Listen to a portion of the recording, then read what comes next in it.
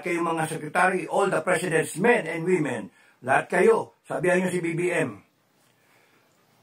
Ang sabi ni Pinoy Survivor, hanggang March 31, speaker lang ako speaker ng mga taong bayan. Sabi namin, hanggang March 31, binibigyan ka ng taong bayan, ng pagkakataon, ipakita mo sa taong bayan, para masabi namin, makonclude namin, mali si Duterte.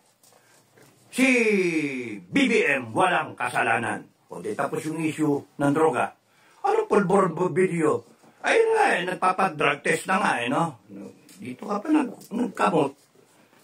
Dito ka pa nagkakamot. Oh. Ito yung brown, pakita ka. Pangit.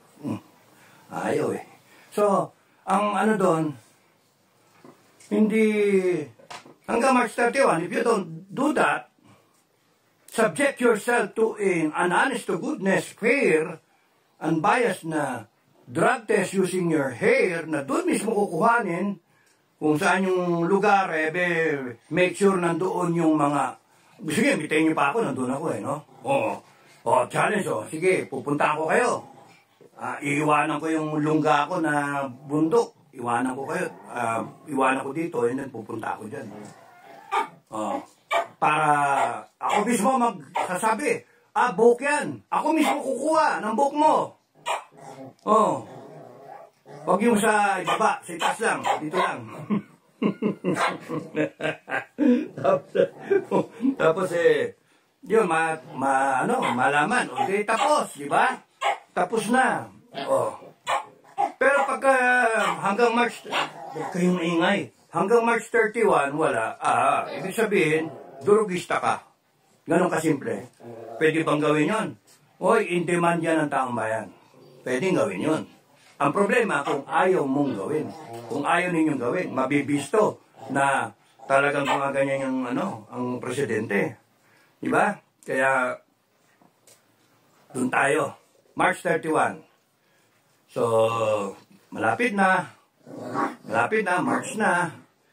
Ang problema mo kasi, nung hinamon ka ni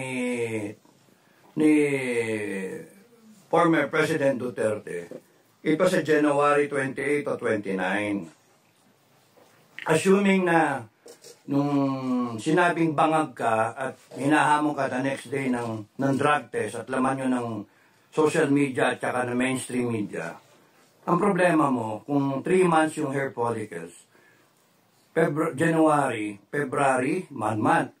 March, 2nd month. April.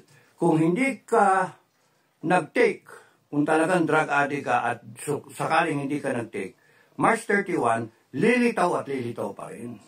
Kaya, paano ngayon? Either dayain mo yung drug test or talagang magpa-submit ka sa hair follicle test at makita ng taong bayan na wala ka talagang kasalanan.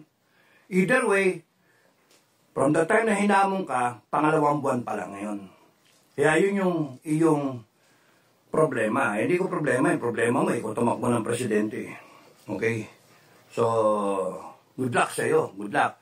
Kasi kung hindi ka makikinig sa challenge na yan, kahit walang video na pulburon video, ay yari ka na. Ang paniwala ng lahat ng tao, kami, talagang naduwag ka.